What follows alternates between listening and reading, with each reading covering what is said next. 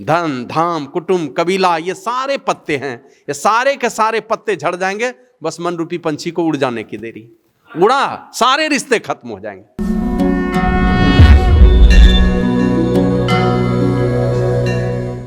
राजा Ben पहले तो अधर्मी थे, लेकिन बाद में धर्मात्मा राजा बने, और वो धर्मात्मा राजा के घर में ही महाराजा पृथु का जन्म हुआ, जिनके नाम पर इस धरती का नाम पृथ्वी पड़ा है। वो राजा आए इस धरती पर, चले गए इस दुनिया से। महाराजा पृथु आए, चले गए। राजा विक्रमादित्य आए। इधर थोड़े दिन पहले, 2-3 वर्ष पहले शायद आप लोगों ने सुनी होगी चर्चा, टीवी पर हमने देखा था। एक बालक गया, किसी चट्टान पर बैठा, उनके कुछ साथी लोग गए थे, छोटे छोटे बालक थे, आपस में खेल रहे थे। अब एक बालक किसी चट्टान पर बैठा तो आदेश करता है, ए सिपाही उसको गिरफ्तार करो। वो लड़का आदेश कर रहा है, उसको कहा उसको गिरफ्तार करो। तो वो लड़का जाके गिरफ्तार कर लिया, उसको किसी कपड़े से बांधा, रस्सी से बांधा, उसको गिरफ्तार कर लिया। उसके हाथ काट डालो। अब ये छोटी पतली सी लकड़ी उठाई और जैसे ही हाथ पर मारा तो हाथ कट करके अलग हो गया। बाद में बहुत सारे लोग, सरकार को चिंता हुई, बहुत सारे लोग उसके पीछे लगे कि ये इस लड़के में ये खूबी कहां से आई कि ये आदेश करने लगा, ये है कौन। तो बाद में पता चला कि जिस चट्टान पर वो बैठा था, जिस चट्टान पर बैठ करके आदेश कर रहा था, और उसके आदेश से हाथ काट दिया किसी लड़के ने, लकड़ी से मार करके हाथ काट दिया, जबकि कोई हथियार नहीं था उसके पास, साधारण लकड़ी से हाथ काट डाला। तो बाद में जब पता किया तो पता चला कि राजा विक्रमादित्य कभी उस पत्थर पर बैठे थे, बैठ करके कोई जजमेंट दिए थे उस पत्थर पर बैठ करके। राजा विक्रमादित्य का वो गुण उसके बच्चे के अंदर में आ गया था, इसलिए वो आदेश कर रहा था। दूसरे लोग बैठे, पुलिस विभाग के लोग, वो बैठे तो उनके अंदर में भी उसी प्रकार का कौन सा करंट पैदा हो गया, वो भी उसी तरह का आदेश करने लगा। तो ऐसे धर्मात्मा राजा विक्रमादित्य, जो वेश बदल बदल करके घूमते थे, अपनी प्रजा के लिए बहुत सारे सुख के काम करते थे। और आप लोग जानते हैं कि राजा विक्रमादित्य के समय में ये हमारा भारत देश सोने की चिड़िया बनी थी, क्योंकि वो राजा जिस समय बने थे ना, हमारे देश से कपड़े का कारोबार, ये लोहे का कारोबार, मसाले का कारोबार, जो भी चीज़ जाता था दुनिया के देशों में, वहाँ से सोना लेकर के आता था। इसलिए हमारा देश सोने की चिड़िया बनी थी। वो राजा विक्रमादित्य चले गए। दधीची, सारे देवी देवता जब असुरों से परेशान हो गए तो चले गए, सब कोई छिप गए कंदराओं में, कोई चले गए तपस्या करने के लिए। तो इंद्र महाराज ने क्या किया, सब अपना जो भी अस्त्र शस्त्र था सब दधीची ऋषि को दे दिया। महाराज इसकी रखवाली कीजिएगा, हम लोग तपस्या करके लौटेंगे, तब पूरी शक्ति के साथ असुरों से हम लोग लड़ाई करेंगे। अब वो गए तपस्या करने, और इधर दधीची ऋषि ने सारे अस्त्र शस्त्र को अपने पेट में छिपा लिया और तपस्या में लीन हो गए। ऐसा हो कि सब अस्त्र शस्त्र उनके पेट में ही गल गया। बाद में देवराज इंद्र आते हैं, वो सारा अस्त्र शस्त्र मांगा तो कहां से देते, बोला है तो नहीं मेरे पास। गौ माता को बुलाओ, तो अपने पूरे शरीर में नमक का लेप लगवाया, गौ माता से चटवाया, और चटवाते चटवाते चटवाते सब मांस में जितने खून थे सब समाप्त करवा करके अपने शरीर की जो हड्डियां थी वो हड्डी निकाल करके दान में दे दिया। अग्नि संस्कार हुआ दधीची ऋषि का, खाली नस के अग्नि संस्कार हुए थे, सारी हड्डियां दान में दे दी। उस हड्डी से 3 धनुष बने थे, एक राम जी के हाथ में कोदंड, एक राम जी के हाथ में, और दूसरे गांडीव वो अर्जुन के हाथ में, तीसरे शिव धनुष जो सीता स्वयंवर में राम जी ने भंग किया था, वो परशुराम को मिला था। ये 3 धनुष माना दान में देकर के अपने को मिट्टी में मिला दिया दधीची ऋषि ने। ऐसे बड़े दानी हुए। बाली गयो, बलराम गयो, राजा बलि 100 बार उसमें एक यज्ञ करने वाला चला गया, नहीं रहा इस धरती पर। आए बलराम, कृष्ण भगवान के बड़े भाई, चले गए दुनिया से, नहीं रहे। और गयो दुर्योधन, जंग जुड़े जिन 64 कोस में छत्र बिताना, 64 कोस में सुरक्षित होकर के जो दुर्योधन चलता था, चले गए इस दुनिया से, कोई नहीं रहे। इसलिए तुलसीदास जी महाराज ने कहा, धरा का प्रमाण यही तुलसी, जो फरा सो झरा और जो बरा सो बुताना। जो फला है एक न एक दिन झड़ेगा, सड़ेगा, जन्म लिया है मिट्टी में, एक न एक दिन मिलेगा। सूरदास जी महाराज तो कहते हैं, या देही का गर्व न करिए, श्यार काग गिद्ध खाइए, अनजाने में मृत्यु होगी कहीं पर, यही दशा होगी। देखते देखते हम लोग देखे भानु बाबा जब बोलते थे तो जब मिलान करते थे हम लोग ना, एकदम हूबहू लगता था पूज्य संत सेवी बाबा बोल रहे हैं। इतनी मैंने इतना बढ़िया संतवानी और इतना बढ़िया विश्लेषण वो हर विषय पर करते थे। मुझे लगता है 5-6 लोग होंगे उनके अग्नि संस्कार में। महात्मा में मात्र स्वामी वीरेंद्र बाबा पटना वाले जबरदस्ती ही चले गए जहां पर अग्नि संस्कार किया गया, कोई नहीं जा सके। स्वामी पवित्रानंद, अब मुझे लगता है कि 70-75 लाख का आश्रम बनाया हरियाणा में, और हरिद्वार महाकुंभ में मेरे पास गए, स्वामी जी आप ही को उद्घाटन करना है, आपको करना है उद्घाटन वहां। अब मुझे उद्घाटन जिस दिन करना था उस दिन उनका अग्नि संस्कार हो गया। 75 लाख का आश्रम बनवाया हरियाणा में, खाली पड़ी है। स्वामी सोमानंद बाबा बोलते थे, BA फर्स्ट क्लास की डिग्री थी, संस्कृत ऑनर्स से किए थे, वो बघाकुल में रहते थे। बाबा साहिब स्वामी जी महाराज के पास रह करके जब पाठ करते थे, एकदम जो टनक थी उनके आवाज में, और क्या कहते हैं बुद्धिमता, और क्या कहते हैं हाजिर जवाबी इतने थे, हर प्रश्न का जवाब था उनके पास, तर्क वितर्क कोई नहीं कर सकते हैं। और इतना बढ़िया महात्मा देखते देखते आंखों से ओझल गए। अभी हाल में सुने होंगे स्वामी अनुपानंद जी महाराज, 1 तारीख को स्वामी श्री वेदानंद जी महाराज ने सब लोगों के, हजारों लोगों के बीच में अपने हाथों से माला पहना दिया और कहा मेरी अनुपस्थिति में मेरी संस्था का संचालन, मेरे आश्रम का संचालन और आश्रम में जो भी कार्यक्रम है सारे चीज़ों का संचालन स्वामी अनुपानंद जी महाराज करेंगे, जो अखिल भारतीय साधु महासंघ के राष्ट्रीय अध्यक्ष भी रहे बहुत वर्षों तक। मैं उस समय महामंत्री था, और वो गए 7 तारीख के रात्रि में, 11:30 बजे रात्रि में खांसी उठी, और इतनी खांसी उठी कि 12:30 बजे हॉस्पिटल ले जाते मैंने 10 से 15 मिनट के अंदर में चले गए दुनिया से। 9 तारीख को ध्यान शिविर का समापन था, दुनिया से चले गए। हम लोग अग्नि संस्कार करके आए, और ऐसे 22 तारीख को श्रद्धांजलि वहीं सबौर आश्रम में ही, लेकिन समाधि उनकी बनेगी जाके उत्तर प्रदेश के अमीर नगर में, वहाँ 42 वर्षों तक रहे। राजमहल में भी 5-6 साल रहे हैं, वहाँ भी बनेगी समाधि, और सबौर आश्रम में तब समाधि बनेगी जब स्वामी वेदानंद जी महाराज नहीं रहेंगे। ये तीनों जगह का ये निर्णय हुआ। 22 तारीख को श्रद्धांजलि समारोह है। संयोग से मैं 7 तारीख को पहुँच गया, ये 8 तारीख को पहुँचा, तो लगा कि कुछ अच्छी व्यवस्था हो, इतने अच्छे महात्मा थे, तो अग्नि संस्कार के दिन का पूड़ी जलेबी और सब्जी का भंडारा मैंने अपने तरफ से कर दिया। 1500 लोग खाए होंगे उस दिन, 100 महात्मा थे। और 22 तारीख को 5000 लोगों के लिए 5 मिष्टान सहित पूड़ी कचौड़ी ये सब्जी ये सब का भंडारा है। वो वचनदान भी सब लोगों का हो गया। 10 कच्चा पक्का रसगुल्ला ये मिर्जा चौकी के थे, एक अरविंद साजी, बनियाडी में ससुराल है उनका, तो वो दे दिए। और 5000 टिकरी दे दिए ज्ञानानंद बाबा नाथनगर वाले, 5000 जलेबी दे दिए वो नंदलाल बाबा जो आनंद स्वामी हैं पसराहा वाले, और दही एक आलमनगर के हैं वो 3 कुंटल दही दे दिए। एक आदमी पत्तल दे दिया, आटा 6-7 कुंटल हो गया, कुछ और बाकी है, तो सब लोग मुझे लगता है सब हो जाएगा। तो मैं ये कह रहा था, आए हैं सो जाएंगे, राजा रंग फकीर, एक सिंहासन चढ़ी चले एक बंधे जात जंजीर। जानना तो है सबको, विचार करना होगा इन बातों पर, करना क्या है। मैं जाएंगे सब, न बालक न जौबने न बिरधी कछु बंद, वह अवसर नहीं जानिए जब आए बड़े जमफद। जम का फंदा आएगा सबके गले में, कब आएगा यही नहीं पता है। गुरु महाराज तो कहते हैं, माघ भूखा बाघ काल के, मुख पड़ो है बावरे, होश कर चेतो सवेरे, बचो ध्यान के दौरे। बचाओ अपने आप को, सब भूखे बाघ रूपी काल के मुख में पड़े हैं, बस जबड़ा दबने की देरी है, बस उतने से वही मौका हम लोगों को मिला है। इसी बीच में हमें वर्तमान को सजा लेना है।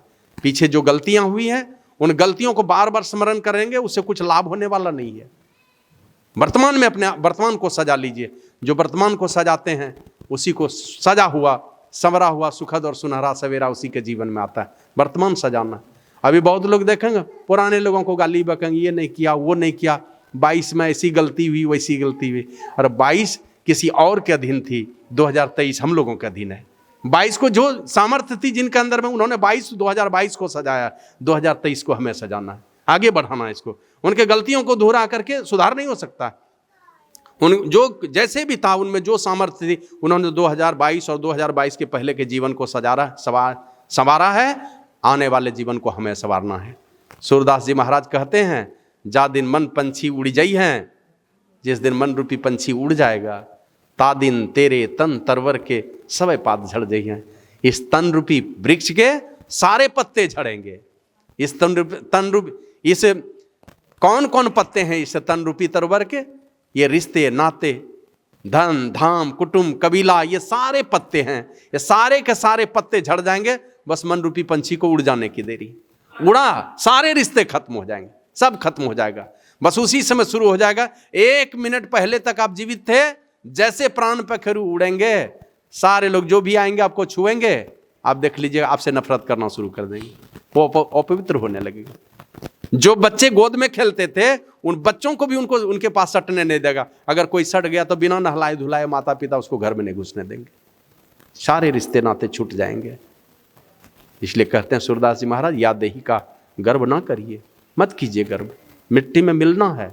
बाबा कबीर तो कहते हैं, माटी ओढ़न, माटी बिछावन, माटी के सिर होना, एक दिन ऐसा होगा रे बंदे माटी में मिल जाना। मिट्टी का ही सिर होना होगा, मिट्टी का ही बिछावन होगा, मिट्टी का ही सब कुछ होगा, एक दिन मिट्टी मिल करके समाप्त हो जाएंगे। इसलिए इस देह का गर्व ना करें। और दुर्दशा तब होती है जब देखेंगे रावण की जब मौत हो गई, राम ने मार दिया, एक बाज आया तो आंख नोच लिया, दूसरा बाज आया दूसरा आंख नोच लिया, तीसरा बाज आया तो एक हाथ नोच करके चला गया, कुछ दूसरे बाज आए तो दूसरा हाथ नोच करके चला गया। मतलब शरीर की दुर्दशा पूरी हो गई। सूरदास जी महाराज कहते हैं, सियार का गिद्ध खाइए, अनजाने में मृत्यु होगी तो कौन नोच नोच के खा जाएगा पता नहीं। और 3 नाम तन विष्ठा कृम हो, नातर खाक उड़ई हैं। यही 3 गति, जवानी है, बचपना है, जवानी है, बुढ़ापा है, इन तीनों का नाम वाला ये जो जीवन है हमारा, ये जो शरीर है हमारा, 3 नाम तन विष्ठा कृम हो, कृमि का विष्ठा बन जाएगा, कीड़ा मकोड़ा खा जाएगा, कीड़ा का पैखाना बन जाएंगे। और नहीं कोई अग्नि संस्कार कर दिया, ले जाएगा गंगा जी के किनारे, कहीं किसी घाट पर बाजे गाजे के साथ ले जाएगा, खूब बढ़िया फगडोल सजा लेगा, क्या होगा? अब मौत को झुठला नहीं सकते हैं, वो मौत को झुठलाने की ही एक तैयारी है। सच को झूठ करना चाहता बाजा बजा करके, लेकिन वो झूठा नहीं हो सकता है। बस आपको घाट पर ले जाएगा, नॉर्मल लकड़ी ला देगा, और देखते देखते ये खूबसूरत शरीर धूल में, क्या कहते हैं, राख में परिणत कर देगा। राख, और फिर खोजते रहिएगा, आपके पूर्वज खोजेंगे कहाँ पर वो हमारे जो पति थे, हमारी पत्नी थी, हमारे भाई हैं, उनकी राख कहाँ पर है। वो मूर्ख की लाश है कि पढ़े लिखे की लाश है, पता ही नहीं चलेगा, वो राख में मिला देंगे। अगर कहीं पानी में बहा दिया तो मछलियां खा जाएंगी, और वो मछली भी कहाँ जाने वाली है आपको पता है? वो आदमी के पेट में जाके आदमी का पखाना बन जाएगा। धरती में दफन कर दिया, मिट्टी में दफन करेगा, कीड़े मकोड़े खा जाएंगे, बैक्टीरिया का पैखाना बन जाएंगे आप। इसलिए कहते हैं, कहाँ वह नयन, कहाँ वह शोभा, कहाँ रंग रूप दिखाइए, जिन लोगन सो नेह करत हो सो तो ही देखी नहीं है। कहाँ दिखाओगे जब ये मन रूपी पंछी उड़ जाएगा? वो तुम्हारे नयन की शोभा, नयन के इशारे कहाँ जाएंगे? होगा क्या? जिनसे जिनसे तुम नेह करते हो, जिनको देख करके तुम नयन के इशारे चलाते हो, वो सारे के सारे तुमसे नफरत करने वाले ही हो जाएंगे, सो तो ही देखी नहीं है, तुमको देख करके घृणा करेंगे। और जिन पुत्रन को बहु विधि पालियो, देवी देव मनई हैं, ते ही ले बांस दियो खोपड़ी में शीश फाड़ी बिखरई हैं। वही पुत्र जिसके लिए किस मंदिर में, किस देवता के पास, किस फकीर के पास, कौन तीर्थ में जाकर के माथा नहीं टेके होगे, कहाँ रोए नहीं होंगे, वो दिन भी आ रहा है। वही बांस तुम्हारे खोपड़ी में लगाएगा, चूर चूर करके वो जलाएगा। ये दिन आने वाला है सबके जीवन। इसलिए कहते हैं, घर के कहत सवेरे काढ़ो, भूत होए घर खई हैं, अजहू मूढ़ करो सत्संगत, संतन में कछु पई हैं। अरे मूर्ख, अभी भी ये सारी घटनाक्रम को तुम देख रहे हो अपनी नजरों से। घर रात में मरोगे, कहेगा जल्दी से घर से बाहर निकालो, नहीं तो ये भूत बन गया तो घर में ही आकर के डेरा डाल लेगा। और ऐसे भी अगर आ जाए, मान लीजिए जो मर के गए और वो कहीं लौट करके आ जाए आपके घर में, तो रखिएगा? कोई नहीं रखेगा, सब डरने लगेगा और कहेगा भूत बन करके खाने लगेगा, जल्दी से इसको घर से बाहर करो। और हमारे यहाँ तो पता नहीं कैसी कैसी प्रथा है, हम लोगों ने देखा। कबीर साहब तो मैंने क्या कहते हैं, लोक सिखावन, जो मैंने क्या कहते हैं, क्षेत्रीय भाषा में जो उपदेश उन्होंने किया है, मैया बहिनियां हो रामा, रोदना पसारे और पीछे से बोरसी पटासे हो। किस लिए वो बोरसी है? बोरसी समझ रहे हैं ना, वो मिट्टी का बनाकर जिसमें आग सेकते हैं, किस लिए वो पटका जाता है? तो एक संत बतला रहे थे, वो पटक दिया जाता है इसलिए कि दोहरा करके तुम इधर लौटना नहीं। वो मृतात्मा को धमकी है, तुम लौट करके इधर आना नहीं। जला करके देखते हैं, पंच काट देते हैं, उल्टे हाथ से दे देंगे कि तुम आना नहीं। माने ये अपमान है, पीठ दिखा देना उसको कि तुम आना नहीं मेरे घर में, तुम्हारा स्वागत नहीं होने वाला है। तो घर के कहत सवेरे काढ़ो, भूत होए घर खइए।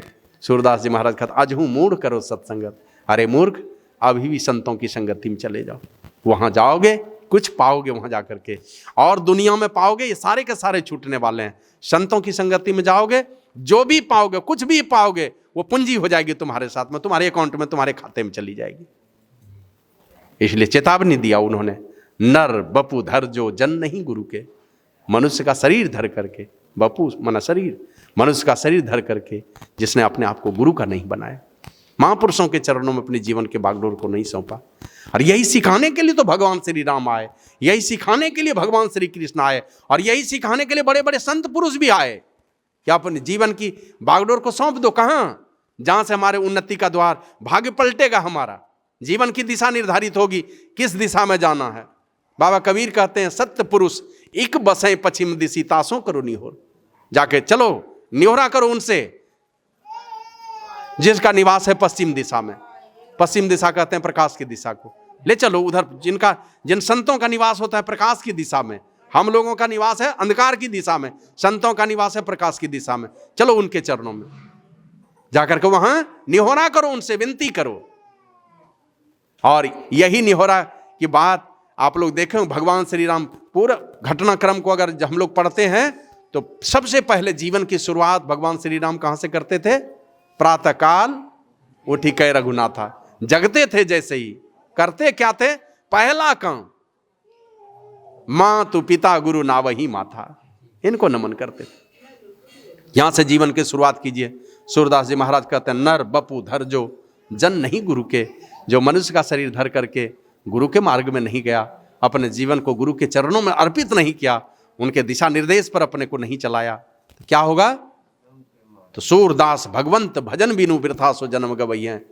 वो जम के मार्ग जाइए और परमात्मा के भजन के बिना रह करके अंत में व्यर्थ ही जीवन गंवा करके इस दुनिया से चला जाएगा। आए थे बोझ उतारने, दरिया साहब की वाणी में है, दरिया नर्तन पायकर किया न राम उचार, और बोझ उतारन आया सो लिए चले सिर भार। आए थे बोझ उतारने के लिए, पाप की पोटरी जो लादे हैं अनेक जन्मों से, उसको थोड़ा हल्का करने के लिए आए थे, लेकिन फिर से बोझ अपने ऊपर लाद करके, आसक्ति का बोझ, पाप का बोझ लाद करके इस दुनिया से जाने लगे। इसलिए सचेत होकर के संतों के सानिध्य में जाकर हमें परमात्मा की भक्ति करनी है। और करनी कब है? बाबा कबीर करते हैं इसी जन्म में। जीवत समझे, जीवत बूझे, जीवत मुक्ति निवासा, और जियत कर्म की फांस न काटे मुए मुक्ति क्या सा। जीते जी कर्म के फांस को काटेंगे नहीं, मरने के बाद मुक्ति होगी। और सारा चीज जीते जी चाहते हैं, जीते जी चाहते हैं, नौकरी हो, पैसा हो, घर हो, सब कुछ जीते जी चाहते हैं। मुक्ति की भी आशा भी जीते जी चाहिए। और जब जीते जी परमात्मा मिल गए, मरने के बाद भी मिलेंगे। नहीं तो जीते जी जो परिस्थिति आप और हम जो अपने जीवन में तैयार किए हैं, वही परिस्थिति आपके लिए तैयार रहेगी। हमारे गुरु महाराज कभी कभी एक कहानी कहते थे जो कल्याण अंक में छपी थी, बाद में शांति संदेश में वो भी कहानी छपी थी। गुरु महाराज कहते थे कि राज में 5 वर्ष के लिए राजा बनाते थे, लेकिन उस राज में एक नियम बना रखा था कि 5 वर्ष के बाद जब राजा हटेगा तो राजा को राज में नहीं रहने देना है, उसको भेज देना है। कहाँ? का नदी के उस पार, पानी वाले जहाज पर बिठाओ और नदी के दूसरे पार में अकेले ले जाके छोड़ दो। यही नियम बना रखा था। बारी बारी से 5 वर्ष के लिए राजा बनते थे। 5 वर्ष पूरे होने के बाद सारे राजा रोते हुए जाते थे, क्योंकि घर परिवार सब छूट जाता था, जाना पड़ता था अकेले। अब कोई राजा ही नहीं बनने लगे।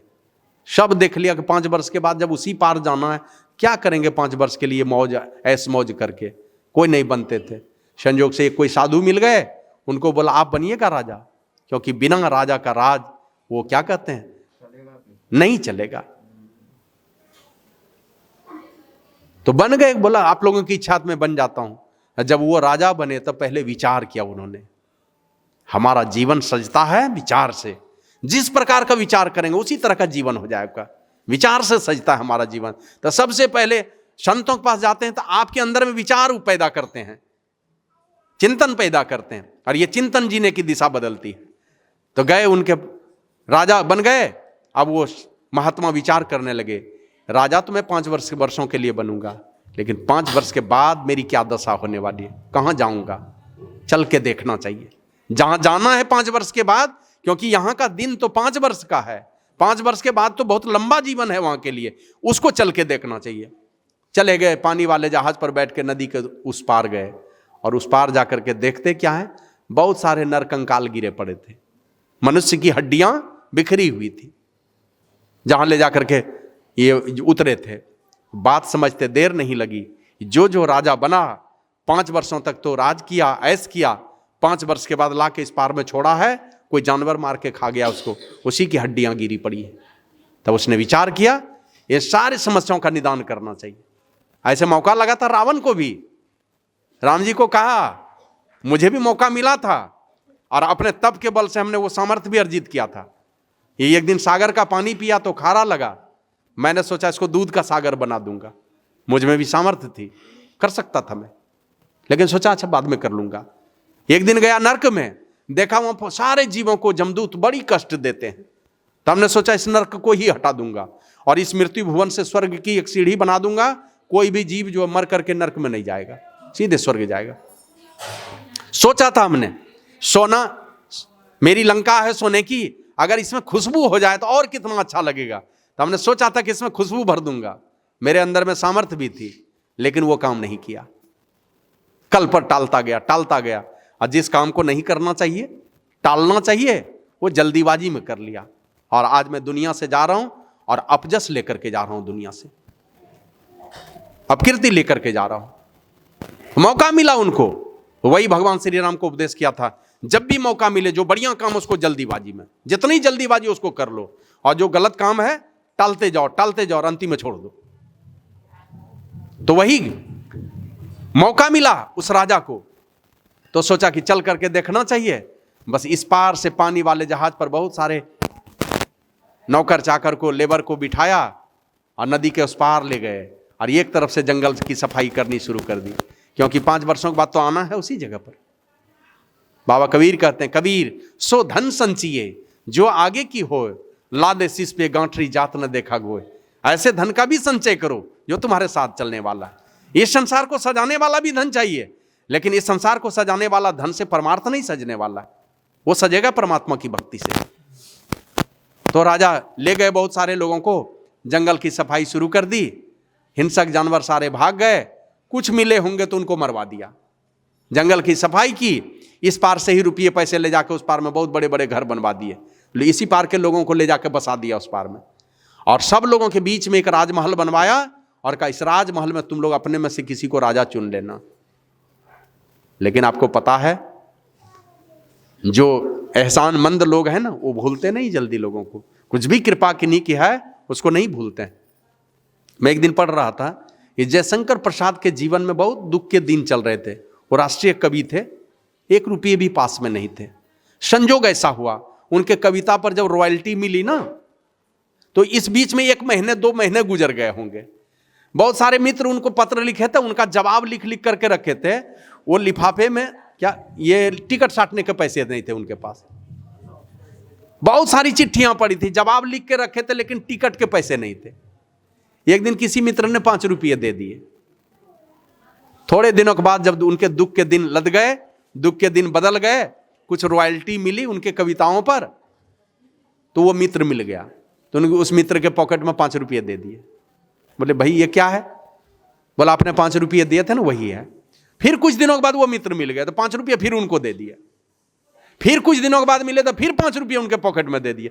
जब 2-4 बार दिया तो जयशंकर प्रसाद से उनके मित्र ने पूछा, भाई ये क्या मजाक करते हो?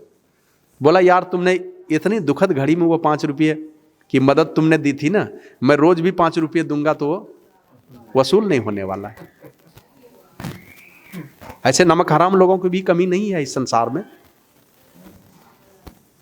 तो जिस राजा की कृपा से बड़ा बड़ा मकान मिला, अब वो मन ही मन विचार करने लगा, अरे वो इतना दयालु राजा है, हम लोगों के लिए यहाँ घर बना दिया, 5 वर्ष पूरे होंगे तो राजा तो वो तो इसी पार आने वाला है, तो वहां 5 वर्ष के लिए राजा बना तो इतना सुख दिया है, और यहां जब अस्थायी रूप से बन जाएगा वो मेरा राजा तो और कितना सुख देगा हम लोगों को।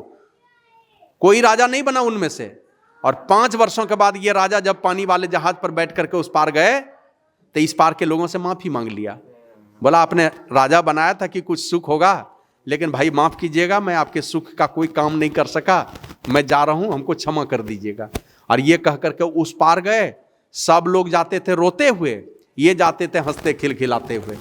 माफी तो मांग ली लेकिन हंसते खिलखिलाते उस पार जा रहे हैं, क्योंकि वहां तो बहुत बड़ा ये नगर बसा रखे थे। और वहां जैसे गए तो इनको क्या पता था कि वहां की सारी प्रजा मुझे ही राजा चुन लेगी।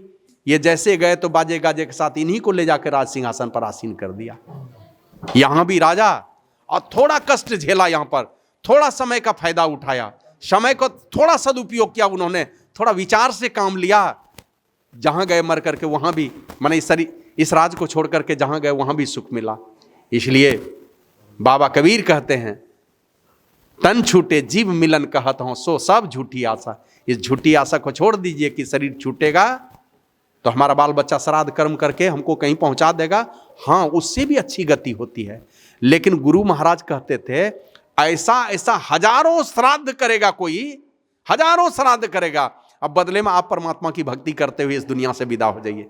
आप जो करते हुए जाएंगे, ऐसा 1000 श्राद्ध भी मिलकर के आपको सदगति नहीं दे सकता है। देगा जरूर, लेकिन आप अपने से जो करके जाएंगे ये आपको ऊंची से ऊंची गति ले जाएगा। और वो जो करेगा उसका प्रयास जरूर होगा। और वो प्रयास क्या करता है जानते हैं? कहीं अधोगति में पड़ा है, उनके मुक्ति का द्वार खुलता है, वहां से यात्रा शुरू होती है। और कोई कोई हमारे पूर्वज हैं जो पितर योनि में पड़े हैं, समझते हैं पितर योनि, जिसको हम लोग रेलवे स्टेशन में जाते हैं, जहां हम लोग गाड़ी नहीं रहती तो जहां विश्राम करते हैं, क्या कहते हैं उसको? वेटिंग रूम अंग्रेजी में कहते हैं। प्रतीक्षालय है ना, सामान्य और विशेष, पुरुष महिला ये सब होता है प्रतीक्षालय। तो उसी प्रकार ये पितर योनि प्रतीक्षालय है। थोड़े पॉइंट के चलते मनुष्य शरीर नहीं मिल रहा है, वेटिंग में पड़े हैं वो, अब जाएंगे कि तब जाएंगे, मतलब पूरा नंबर, पूरा अंक नहीं आ पा रहा है। आप जैसे उनके नाम पर ये सत्कर्म करते हैं, साधु पुरुषों को बुला करके, ये पॉइंट उनके साथ जुड़ जाता है, ग्रेस मिल जाता है उनको, मनुष्य शरीर मिल जाता है उनको। बाबा कबीर कहते हैं, तन छूटे जीव मिलन कहता हूं, सो सब झूठी आशा, और अब हूं मिला सो तब हूं मिलेगा, नहीं तो जमपुर वासा। जो बना करके रखे हैं यही परिस्थिति आपको मिलने वाली है, दूसरी कोई परिस्थिति नहीं है। जैसी परिस्थिति आपने आज परिस्थिति का निर्माण किया, वही परिस्थिति आपके लिए है। यमलार्जुन के नाम से 2 पेड़ बन करके, अर्जुन का पेड़ जिसको कहू कहते हैं, कहुआ कहते हैं, अर्जुन का पेड़ बन करके वहां जन्म ले लिया नंद बाबा के द्वार पर। है किनका बेटा? बेटा है धन कुबेर का, जो देवताओं के कैशियर कहिए, कोषाध्यक्ष हैं वो, और वो उनका बेटा जाकर के वहां पेड़ बन गया। तो जाते जाते कहा कि महाराज हम लोगों से बहुत बड़ी गलती हुई, हमारे उद्धार का कुछ तो उपाय बता दीजिए, कब उद्धार होगा, हमसे तो बहुत बड़ी गलती हो गई। बोले जिस दिन कृष्ण भगवान का अवतार होगा उसी दिन तुम्हारा कृष्ण भगवान के स्पर्श होने से तुम्हारा उद्धार होगा। अब इनका साप कृष्ण भगवान के इस धरती पर आने का कारण बन गया।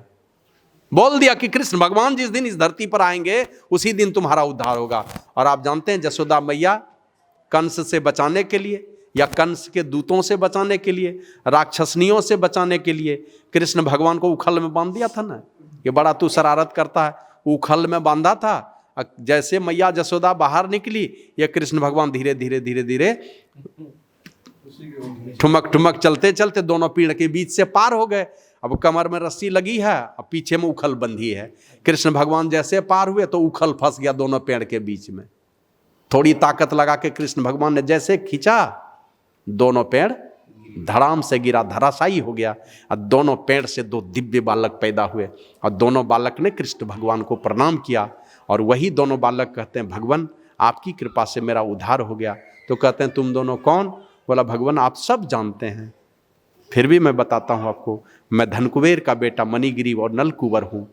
हमने बहुत बड़े अपराध किए थे, नारद बाबा के सामने में निर्लज्ज की तरह मैं पड़ा था। मैं स्वर्ग की अप्सराओं के साथ जल क्रीड़ा कर रहा था नंगे होकर के, वो सारी अप्सराएं तो भाग गई, लेकिन मैं निर्लज्ज की तरह खड़ा रहा। बहुत उतने बड़े संत का हमने अपमान किया, लेकिन दिया तो उन्होंने साप, लेकिन उनका साप भी हम लोगों के लिए वरदान बन गया कि आप जैसे भगवान का दर्शन हो गया। इसलिए संतों के सानिध्य में चल करके, ये बाबा कबीर कहते हैं, कहे कबीर साधन हितकारी, ये साधु लोग बड़े हितकारी हैं। इसलिए हम साधन के दास, हम उन साधुओं के दास हैं। उन साधु संतों के पास चलें। हमारे गुरु महाराज कहते हैं, यह परदेसवा काल को भेसवा, जो रे आवे दुख पाई। जो भी आया है संसार में उसने दुख पाया है, और शुद्धि करो प्यारे हो आपन देश के, जहुआ कलेश कछु नाई। इस संसार में जब तक रहेंगे, जो भी आए हैं सब लोगों ने दुख पाया है। भगवान राम आए, कृष्ण आए, वो इस संसार में आकर के दुख पाए हैं। अब कैसा, आप सोच सकते हैं कि किस तरह की विपत्ति आई होगी। राम जी आए, कोई दोष नहीं है जिनका, एकदम निर्दोष बेटा है, माता कौशल्या का निर्दोष बेटा है, कोई दोष नहीं है, राजा बनना है, वनवास की सजा हो गई। अब कैसे है कि कहीं चोरी बेईमानी नौकरी चाकरी में कर लिया, सस्पेंड डिस्चार्ज हो गया तो कोई बात नहीं, वहां तो कुछ नहीं है। सारी प्रजा के आंखों के प्यारे हैं श्री राम और लक्ष्मण, कल बनना है राजा, तैयारी चल रही है, और अभी वनवास दे दिया। माता कौशल्या के पास जैसे राम जी जाते हैं तो माता कौशल्या क्या कहती है कि पिताजी ने तुझको वनवास दे दिया, उससे ज्यादा अधिकार है मेरा, मां का अधिकार ज्यादा होता है, तू नहीं जाएगा वन में। लेकिन राम जी क्या कहते हैं, हंसते खिलखिलाते स्वीकार कर लिया उस दुख को। कहा कि मां, पिताजी ने आदेश दिया है और तुम कह रही हो मेरा मां का अधिकार ज्यादा होता है। कहा कि मां का भी अधिकार मिला हुआ, मां का भी आदेश है। यह नहीं कहा कि किस मां ने कहा, मां का आदेश है, तो बोला मां का आदेश है तो जाओ। माता कौशल्या भी ने भी नहीं पूछा कि किस मां ने कहा है तुमको, कि सुमित्रा ने कहा है कि कैकेयी ने कहा है, ये नहीं पूछा, खाली यही कहा मां का भी आदेश मिला है तो, कहा तब तुम जा सकते हो। अब उसी समय धर्म खड़ा होता है, अपने शरीर से धर्म को उत्पन्न किया भगवान श्री राम ने, माता कौशल्या के पास खड़ी हो गई। अब माता कौशल्या के मन में बात उपज रही है कि राम को बुला लूं, नहीं जाने दूं वन में, लेकिन वो धर्म खड़ा हो गया सामने में, और जाके माता कौशल्या का चरण पकड़ के कहता, मां तुम मां की ममता नहीं दिखलाना, मां की आसक्ति नहीं दिखलाना, अगर तुम मां की आसक्ति दिखलाई तो मैं सदा सदा के लिए मिट जाऊंगा। मने बेटे के प्रति तुम ममता दिखलाओगी, बेटा इसी राज दरबार में रह जाएगा, वन में नहीं जाएगा तो धर्म मिट जाएगा। मैं धर्म हूं, धर्म मैं मिट जाऊंगा। और अगर तुमने ममता नहीं दिखलाई, बेटे को जाने दिया वन में, तो सदा सदा के लिए मैं स्थापित हो जाऊंगा इसी धरती पर, धर्म सदा स्थापित हो जाएगा। तो इस प्रकार राम जी आए, लक्ष्मण आए, भरत शत्रुघ्न आए, पूरे वंश में इतनी विपत्ति आई। भगवान श्री कृष्ण जिसके मित्र हुए अर्जुन के, कौन कौन विपत्ति नहीं आई, भगवान कृष्ण के ही जीवन में कौन सी विपत्ति नहीं आई। डेग डेग पर पछताना पड़ा, अफसोस करना पड़ा, और राम जी को तो बिलख बिलख करके रोना पड़ा। इसलिए गुरु महाराज कहते हैं, चलो उस देश में आए हैं, यहां पर परमात्मा से बिछुड़ करके उस देश में चलो। यह परदेसवा काल को भेसवा, जोरे अवै दुख पाई, सुधि करो प्यारे हो आपन देश के, जहुआ कलेश कछु नाई। चलो उस देश में जहाँ तनिक भी क्लेश नहीं है। लेकिन वहां जाओगे कैसे, कहते निज कायागढ़ में ऐन महल। जाना है किस रास्ते से, बहुत सारे रास्ते हैं, तीर्थों में धामों में बहुत सारे रास्ते खोजते हैं, लेकिन रास्ता वो कहाँ मिलेगा, का निज कायागढ़, इसी काया रूपी गढ़ में रास्ते मिलेंगे। सारे संतों ने एक ही बात कही, निज कायागढ़ में ऐन महल है, नेत्र महल होकर के आपन घर पद पाई। अपने घर जाना चाहते हो जहां तनिक भी क्लेश नहीं है, उस देश में अगर जाना चाहते हो, का निज कायागढ़ के सहारे इसी काया रूपी किले में जाना पड़ेगा। और ऐन महल हो, ऐन महल नेत्र महल को कहते हैं, और नेत्र महल होकर के जाना पड़ेगा। ऐन महल हो आपन घर पद पाई, और चलू चलू यही पथ, उस पथ से जाना है, नेत्र महल होकर के जाना है। लेकिन जाओगे कैसे, तो कहा चलू चलू यही पथ, उसी रास्ते से चलो। हाँकत दृष्टि रथ, दृष्टि रूपी रथ को हाँकते हुए चलो, माना दृष्टि साधन का क्रिया करते हुए चलो। अपनी चेतन धारों को समेटो, और समेट करके दोनों दृष्टि धारों को गुरु इंगित स्थान पर समेटो, सुषुम्ना में ले जा करके दृष्टि रूपी रथ पर सवार करो, दृष्टि साधन का अभ्यास करो। दोनों दृष्टि धारों को गुरु इंगित स्थान पर समेट करके जब तुम वहां से चलोगे, चलू चलू यही पथ, हाँ का दृष्टि रथ धनी सदगुरु बतलाई। ये इस ज्ञान के जो धनी सदगुरु हैं, उन्होंने ये ज्ञान दिया है। और जौ नहीं समझो सदगुरु पद गो, नहीं समझते हो तो संतों के शरण में चलो। और जौ नहीं समझो सदगुरु पद गो, प्रगट सदगुरु आही। प्रगट रूप में संत सदगुरु सदैव आते रहते हैं। और अभी सुन रहे थे ना, ईश्वर को अगर प्राप्त करना है तो उनके निमित्त तुम परमात्मा से ही प्रार्थना करो। नहीं है विश्वास में ही दास पर, नहीं है कबीर और नानक दादू पलटू पर विश्वास तुमको, तो परमात्मा से तुम ही प्रार्थना करो, ए भगवान, ए प्रभु, ए मेरे ईश्वर, तुम ऐसे विद्वानों को पैदा करो जिनसे ये ज्ञान हम जान सके, क्योंकि वो जब तक वो महापुरुष नहीं आएंगे, उनके शरण में नहीं जाएंगे, ये ज्ञान मिलने वाला नहीं है। नहीं है इन पर विश्वास तो परमात्मा से प्रार्थना करके बुला लीजिए, वो प्रकट होंगे।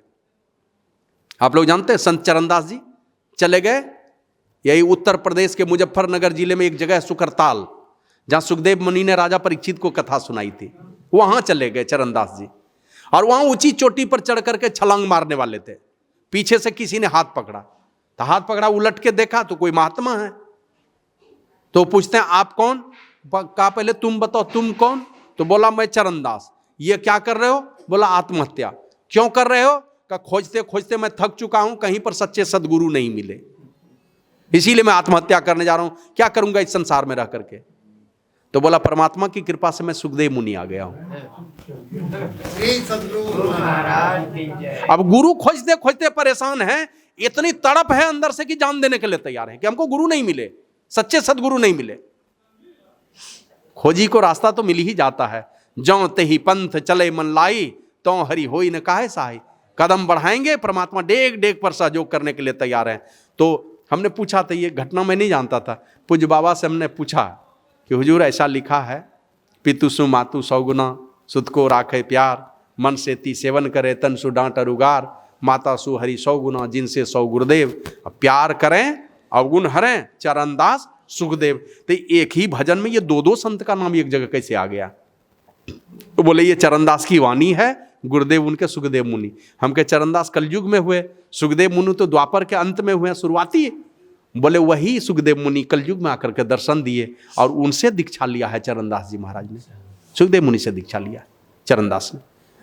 तो उन महापुरुषों के चरण शरण में जाकर के उनसे सीख करके करना क्या है।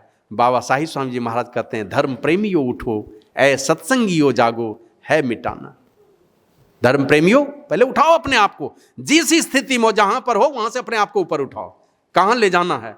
कि जिस जगह पर है यहां से भक्ति की शुरुआत, ये बाहरी भक्ति होगी, आंतरिक भक्ति की शुरुआत जिस जगह से होती है वहां से ऊपर उठाना पड़ेगा। तुलसीदास जी महाराज कहते हैं, तीन अवस्था तजहु, तजो तब चौथी अवस्था में चलोगे, वहां से उठो, अपने आप को उठाओ।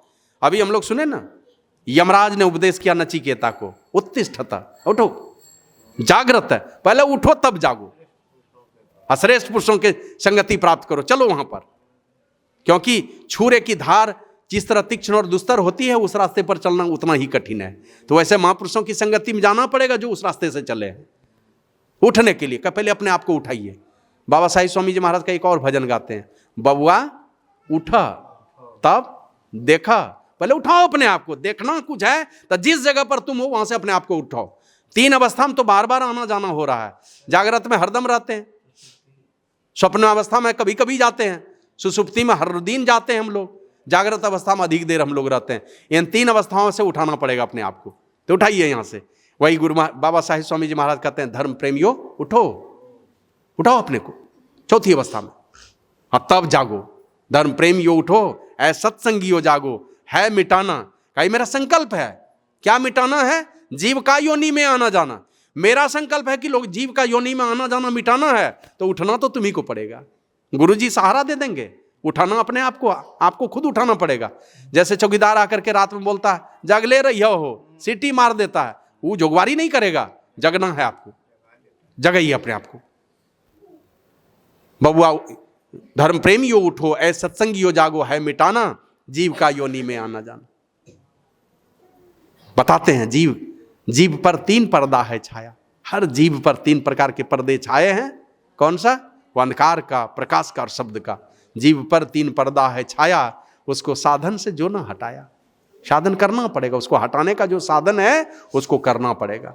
हमारे गुरु महाराज लिखे हैं, गुरु जाप मानस ध्यान मानस कीजिए दृढ़ साध कर, इसका प्रथम अभ्यास कर श्रुत शुद्ध करना चाहिए। और घटतम प्रकाश व शब्द पटत्रय जीभ पर है छा रहे, कर दृष्टि अरुध्वनि योग साधन, ये हटाना चाहिए, ये हटाना पड़ेगा दृष्टि साधन करके और नादानुसंधान की क्रिया करके। तो जीभ पर तीन पर्दे छाए, उसको साधन से हटाना पड़ेगा। साधन से जो न हटाया उसने पाया जो धन, देव दुर्लभ ये तन है गंवाना। ये देव दुर्लभ तन ये गंवा करके इस दुनिया से जाएंगे। अब भगवान श्री राम का उपदेश है, इसी मनुष्य शरीर में नरक में जाने की सीढ़ी, स्वर्ग में जाने की सीढ़ी, मुक्ति पाने की सीढ़ी है। अगर इन पर्दों से अपने आप को ऊपर नहीं उठाया तो नरक में जाने वाली सीढ़ी पर सीधे सरक जाएंगे आप, कोई नहीं रोक सकता आपको, उधर ही खिसकेंगे। जब तक इस अंधकार मंडल में पड़े रहेंगे, मरते समय वहीं खिसक करके चले जाएंगे, सरक जाएंगे। यहाँ पर, यहाँ तो जय जयकार होता रहेगा, अब मर करके आप अधोगति के शिकार हो जाएंगे। और जिसने अंतर के तम को हटाया, साधन करके जिसने अंतर के तम को हटाया और ज्योति को भी टप करके सार धुन को पकड़ लिया, सार धुन में समाया, उसका जीवन सफल। तो हमें करना है दृढ़ता के साथ। गुरु महाराज ने जो मंत्र दिया है, ये मंत्र जैसे देखते ना अपने मोबाइल पर, एक बार जैसे बटन दाबते हैं ना तो किस में लगता है आस्था चैनल, इतना नंबर में, और एक नंबर जैसे बदलते हैं चैनल तुरंत बदल जाता है। दुनिया का चिंतन कर रहे हैं तो दुनिया के ख्याल में है, और जैसे ही गुरु मंत्र का सहारा लिया, हमारा कनेक्शन कहां जुड़ता है? जैसे गुरु का मंत्र का सुमिरन करेंगे, कनेक्शन कहां जुड़ता है? हमारा गुरु के साथ जुड़ जाता है। एक नंबर बदलते हैं, देखते हैं टीवी में चैनल तुरंत बदल जाता है, ये चैनल से वो चैनल चला गया। उसी प्रकार जैसे गुरु मंत्र का सुमिरन करते हैं, एक बार भी आवाज लगे, हमारा कनेक्शन जुड़ जाता है अपने गुरु के साथ, गुरु प्रभु परमात्मा के साथ जुड़ जाता है। तो दृढ़ता से जितने देर तक मंत्र जपते रहेंगे, कनेक्शन कहां पर रहेगा मेरा?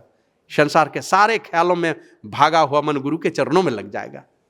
और यही करने के लिए गुरु महाराज कहते हैं, गुरु गुरु त्राही गुरु कहू हो, तन मन गुरु पद अर्पण करू हो। गुरु के चरणों में जोड़ के रखिए। तो ये मानस जप से क्या होगा? मन ही मन जब करते हैं, ऊंची आवाज में बोलेंगे, कुछ लोग सुनेंगे, लेकिन ऊंचे ज्ञान वाली बात जब हम लोग करते हैं दूर तक जाती है। उसी प्रकार बोल करके जब पुकारेंगे, सामने में बैठे हुए लोग जोर से सुन लेंगे, लेकिन आपके मन की पुकार जब जाती है तो परमात्मा तक पहुंच जाती है आपकी पुकार। इसलिए दृढ़ता से मन ही मन गुरु मंत्र का जप कीजिए, और जो जप करते हैं और उससे संबंधित रूप स्वाभाविक रूप से आता है, लेकिन सजग रह करके कि दोनों काम एक साथ नहीं करना। एक काम पहले करना है, दूसरे काम को बाद में करना। ऐसा नहीं कि मानस जप कर रहे हैं तो मानस ध्यान होने लगे, और मानस ध्यान कर रहे हैं तो मानस जप होने लगे। अधिकांश का यही होता है, मेरा भी होता था। कुछ थोड़ा कभी कभी संजोग बनता है तो दोनों में बिलगाव होता है, नहीं तो कुछ से कुछ होने लगता है। तो दृढ़ता से मन ही मन गुरु मंत्र का जप कीजिए, और इतना जप कीजिए, इतना लीन हो जाइए, बस केवल आप रहें और जप रहे। जप का भंडार। पूज्य रामलगन बाबा का नाम सुने हैं ना, जो मनियारपुर में समाधि है। जाते थे घास छीलने के लिए, खुरपी लेकर के गाय के लिए लाते थे। अब घास छील रहे हैं, छिलते वो गए समाधि में, गए ध्यान में। अब बहुत सारी माता लोग जाती थी घास काटने के लिए, उधर से आती थी 1-2 घंटे के बाद, तो देखिए वो बैठ के ध्यान कर रहे हैं, बैठे हैं खुरपी हाथ में, बैठे हैं ध्यान में। तो उस घटना की चर्चा एक बार मनियारपुर में शरीर छोड़ने के पहले किए। जाने छ सरजू, मैं गया था 2 अनानास लेकर के, ले जाकर दिया, हुजूर आप ही के लिए लाए। अच्छा, हमारा बस है। उस समय यही पोस्टिंग थी हमारी। जैसे ले गए तो निरंजन बाबा छील करके दिए, एक टुकड़ा खाए, बोले और सब बांट दो जाके। वहां बैठ करके जो कमरे में बात हुई, बोले जब मैं घास छीलने के लिए जाता था तो घास छीलते छीलते इतना जप करता था कि चारों तरफ खाली गुरु महाराज ही दिखलाई पड़ते थे। सद्गुरु महाराज ये रामलगन बाबा अपने से बता, शरीर छोड़ने का मुझे लगता है 10-15 दिन पहले की बात है। बोले इतना मैं जप करता था घास छीलते कि खाली गुरु महाराज ही दिखलाई पड़ते थे। उसी प्रकार इतना जप कीजिए, नहीं भी मन लगे तो भी जबरदस्ती जप कीजिए, और जब करते करते इतना जप करेंगे, हूबहू स्वाभाविक रूप से मानस ध्यान बनने लगेगा। खूब जब दृढ़ता से कीजिए। अब मानस जाप और मानस ध्यान करके गुरु बाबा साहिब स्वामी जी महाराज कहते हैं, जिसने अंतर के तम को हटाया, ज्योति टप सार धुन में समाया, उसका जीवन सफल। तो ये दोनों काम करके अपने सूरत को शुद्ध कीजिए। शुद्ध सूरत ब्रह्मांड में प्रवेश करने का बल हो जाता है, उसके पास में अधिकारी बन जाता है। शुद्ध सूरत ही ब्रह्मांड में प्रवेश कर सकता है। तो ब्रह्मांड में प्रवेश करने के लायक हमारी सूरत हो जाए, हमारी जीवात्मा हो जाए, उस अनुकूल हो जाए, तो ये मानस जाप और मानस ध्यान की क्रिया को कमजोर मत समझिए, बहुत दृढ़ता से पकड़ कर रखिए। बहुत बड़ी पूंजी है। अभी अनुपानंद बाबा जी है ना, जैसे श्वास की गति धीमी होने लगी, 15 मिनट तक लगातार जो हॉस्पिटल के गेट तक गए हैं ना, बस गुरु मंत्र को जपते हुए ही शरीर छोड़ के गए। 15 मिनट तक लगातार एक ही मंत्र था उनके जिह्वा, बार बार आवाज निकल रही थी, लोग सुन रहे थे। अब बोलते बोलते हॉस्पिटल के गेट पर जाते जाते प्राणांत हो गया। ये और जहां गुरु की पुकार है, आप लोगों को शायद हमने सुनाया था एक बार, पूज्य छोटे लाल बाबा एक दिन अपने एक छोटे गुरु भाई को कहा कि देखो माँ के पास चलना है। चले गए माँ के पास। सपना देखा रात में कि मेरी माँ रो रही है, बहुत दिनों से, बहुत वर्षों से नहीं देखे थे माँ को। चले गए, वहाँ गए तो सचमुच में माँ रो रही थी। तो देखा जैसे बेटे को तो और रोने लगी। तो माँ से पूछा, माँ तुम क्यों रोती थी? कहा रोती थी इसलिए कि मेरा बेटा इतना बड़ा साधु बन गया, मैं मर जाऊंगी, अब ज़्यादा दिन बचूंगी नहीं, मैं मर जाऊंगी तो मेरा बेटा तो मेरे मुर्दा शरीर का भी दर्शन कर लेगा, लेकिन मैं अपने बेटे को कब देखूंगी जो साधु बन गया? मैंने तो बचपन में ही देखा। बोला अब देख लिया ना? बोला हाँ। अब नहीं रोगी ना? बोला नहीं। बोला और कितने दिन बचोगी? कहा तो कहती और 4 महीना। 4 महीना। तो पूछा और किन्हीं को देखने की इच्छा है? तो बोली हाँ। किनको देखने की इच्छा?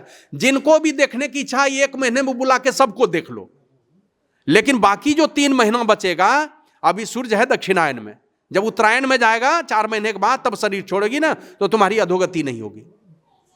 3 महीना जो शेष बचेगा तुमको किसी को नहीं देखना है, बस 2 ही काम करना है। मने मन जो मंत्र मिला है वो जपते रहना है और गुरु महाराज के मूर्ति को याद करते रहना। मन में खाली गुरु महाराज की मूर्ति को बिठा के रखना, गुरु महाराज तुमको आएंगे विदा करने के लिए। अब बोल के चले गए। 4 महीने के बाद फिर छोटे लाल बाबा को लगा कि माँ तो अब चली जाएगी, जीवन में तो कुछ दिए नहीं माँ के लिए। एक साड़ी खरीद करके अपने एक छोटे गुरु भाई को दे के भेज दिया, जाओ मेरी माँ को पहना देना। सोचे मरने के पहले पहन लेगी, लेकिन वहाँ साड़ी लेके पहुँचे तब तक में पता चला कि उनकी माताजी दुनिया से जा चुकी है। तो मृत शरीर पर ही डाल दिया। फिर छोटे लाल बाबा यहाँ से गए, जो संतनगर में रहते हैं छोटे लाल मंडल, ये यहाँ से गए, अग्नि संस्कार किए। लोगों से पूछा कि मेरे माँ को कोई कष्ट भी हुआ?